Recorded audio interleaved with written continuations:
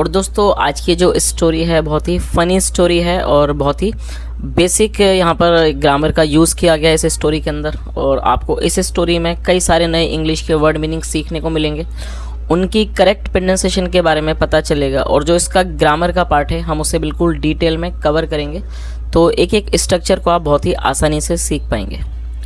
तो चलिए दोस्तों आज की इस कहानी को हम शुरू करते हैं और सबसे पहले कहानी का टाइटल देखते हैं। कहानी का टाइटल है इंटेलिजेंट मोनू। इंटेलिजेंट एडजेक्टिव है जिसका मतलब होता है बुद्धिमान, बुद्धिमान मोनू। तो दोस्तों ये आज की इस कहानी का टाइटल है, शीर्षक है और अब मैं इसे पढ़ना शुरू करता हूँ। आपसे रिक्वेस्ट है आप इसे बिल्कुल ध्यान से सुने और यदि आपको कोई नया वर्ड या फिर ग्रामर का नया स्ट्रक्चर देखने को मिले तो आप उसे नोट भी ज़रूर करें। तो चलिए इसको शुरू करते हैं। Monu was a small boy, क्या मतलब हुआ दोस्तों? ये जो हमारा वाक्य है ये सिंपल पास्ट का वाक्य है। सिंपल पास्ट का मतलब होता है जब आप किसी भी वाक्य में वॉज या वर्ब का प्रयोग करते हैं हेल्पिंग वर्ब के रूप में और साथ में कोई भी नाउन या फिर एडजेक्टिव को लेकर वाक्य बनाते हैं, इस तरह का जो वाक्य है वो सिंपल पास्ट का वाक्य कहलाता है जहाँ पर किसी भी वर्ब का प्रयोग नहीं किया जाता है। तो क्या मतलब हुआ? Monu was a small boy, मतलब मोनू एक छोटा लड़का था। He was very naughty but intelligent and witty। और दोस्तों ये भी जो हमारा पूरा वाक्य है ये सिंपल पास्ट का ही वाक्य है और naughty एक एडजेक्टिव है जिसका मतलब होता है शरारती।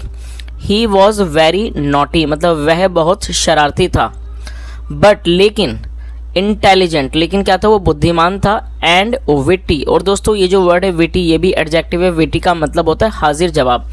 ऐसा व्यक्ति जो विनोदपूर्ण तरीके से मतलब हंसाने के तरीके से खुश करने के तरीके से जवाब देता हो, हाजिर जवाब हो, उसको विटी कहा जाता है। तो इस पूरी लाइन का क्या मतलब हुआ? He was very naughty but intelligent and witty, मतलब वह बहुत शरारती था लेकिन वो बुद्धिमान और हाजिर जवाब था। चलिए आगे देखिए।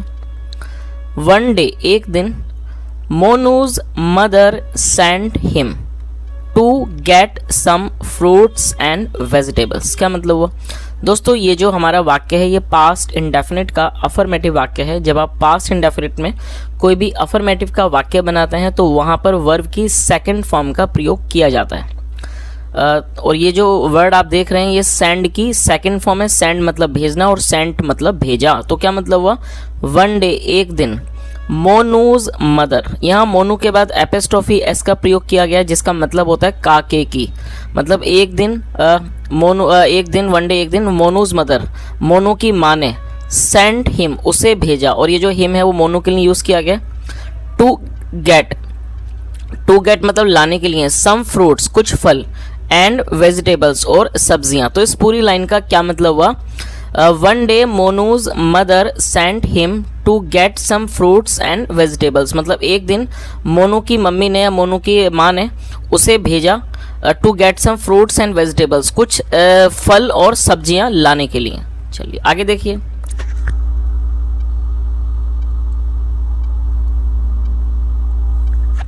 मोनू बॉट सम वेजिटेबल्स, और दोस्तों आप इस वर्ड को नोट कर सकते हैं, ये बाय की सेकंड फॉर्म है। बाय का मतलब होता है खरीदना और ये उसकी सेकंड फॉर्म है और जो इसकी करेक्ट प्रोनाउंसिएशन है वो है बॉट। तो क्या मतलब हुआ?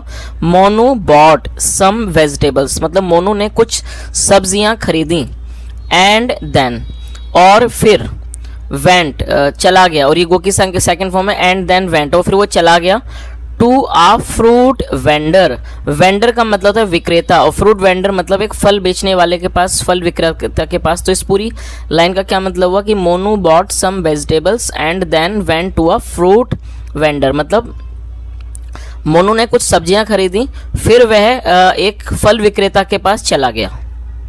He bought half a kilogram of pears, और ये भी हमारा पास्ट इंडेफिनिट का अफर्मेटिव वाक्य है और ये बाय की सेकंड फॉर्म है बॉट। आप इसे नोट भी कर लीजिए। और दोस्तों ये सेकंड फॉर्म के अलावा ये थर्ड फॉर्म भी है, BOUGHT, ये सेकंड फॉर्म भी और थर्ड फॉर्म भी, और यहाँ पर इसको सेकंड फॉर्म के रूप में प्रयोग किया गया क्योंकि ये पास्ट इंडेफिनिट का अफर्मेटिव वाक्य है। चलिए देखते हैं इसको क्या मतलब हुआ।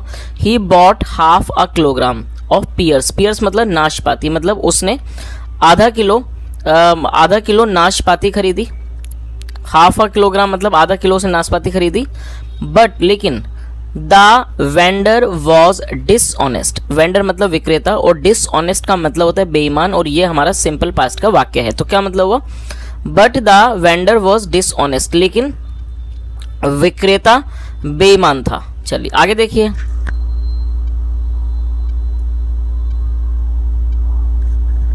He was cheat. चीट का मतलब होता है धोखाधड़ी करने वाला। ही वॉज चीट, वह धोखाधड़ी करने वाला था। And weighed 350 grams of pears only. क्या मतलब हुआ, और दोस्तों ये जो वर्ड है आप इसे नोट कर सकते हैं। वेज का मतलब होता है तोलना, और ये सेकंड फॉर्म है वेस्ड। तो क्या मतलब हुआ, ही वॉज चीट मतलब है धोखाधड़ी करने मतलब जालसाज था। एंड वेस्ड, और उसने तोला 350 ग्राम्स मतलब 350 ग्राम उसने वजन तोला। ऑफ पियर्स नाशपाती मतलब उसने 350 ग्राम नाशपाती तोली। ओनली सिर्फ। तो इस पूरी लाइन का क्या मतलब हुआ कि वो जो था वो एक धोखेबाज था और उसने सिर्फ 350 ग्राम नाशपाती तोली। और दोस्तों आपने देखा होगा इस स्टोरी के अंदर जो बच्चा था मोनू, उसने खरीदी तो आधा किलो थी, हाफ अ किलोग्राम, लेकिन ये जो दुकानदार था जो बेईमान था उसने सिर्फ 350 ग्राम नाशपाती को तोला। चलिए आगे देखिए। Monu observed this and said. और दोस्तों ऑब्जर्व का मतलब होता है किसी चीज को बड़े ध्यान से देखना, अवलोकन करना, और ये सेकंड फॉर्म में आप इसे नोट कर सकते हैं। मोनू ऑब्जर्व्ड दिस मतलब मोनू ने ये देख लिया, या कह सकते हैं मोनू ने इस चीज को अवलोकन कर लिया। ऑब्जर्व दिस एंड सेड, और उसने कहा these are not half kilogram. और दोस्तों मैं आपको दिस के बारे में बताना चाहूँगा, जब कोई भी वस्तु जो हमारे पास हो लेकिन वो एक से अधिक हो मतलब प्लूरल हो, तो तब वहाँ पर दिस का प्रयोग नहीं किया जाता है। दिस का जो प्लूरल नाउन है दीज वो यूज़ किया जाता है। तो आप इस इन्फॉर्मेशन को भी नोट कर लीजिए कि दिस का प्लूरल दीज होता है, और हम इसको जब यूज़ करते हैं जब वस्तु की संख्या एक से अधिक होती है। तो क्या मतलब हुआ, these are not half kilogram of pears मतलब ये आधा किलो नाशपातियाँ नहीं हैं, ऐसा उस बच्चे ने बोला। दीज अपीयर लेस, और अपीयर का मतलब होता है प्रतीत होना, लगना। दीज अपीयर लेस मतलब ये कम लगती हैं, लेस मतलब कम। चलिए आगे देखिए। नो नहीं, they are all right. They are all right, और ये जो दे है नाशपाती के लगा गया जिसका मतलब होता है वे। No they are all right नहीं, ये बिल्कुल ठीक है।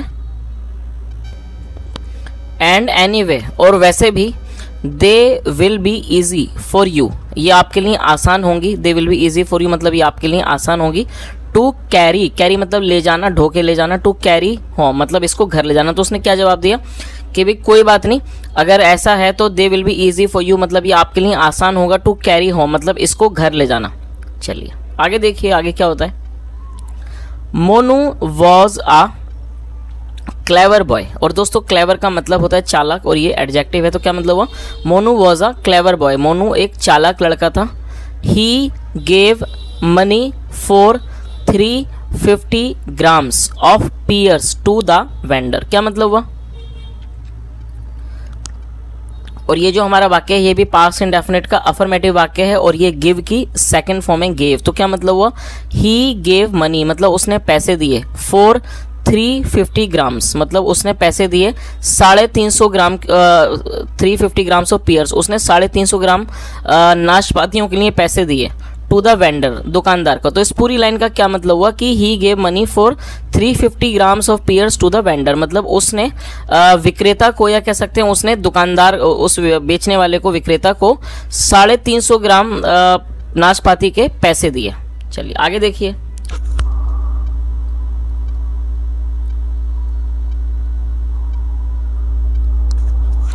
द वेंडर सेड मतलब विक्रेता ने कहा I gave you half a kilogram of pears. You are giving me less money. क्या मतलब हुआ, और ये गिव की सेकंड फॉर्म है। I gave you half a kilogram of pears. इस लाइन का क्या मतलब हुआ, मतलब मैंने आपको आधा किलो नाशपातियाँ दी। I gave you half a kilogram of pears मतलब आपको आधा किलो नाशपातियाँ दी।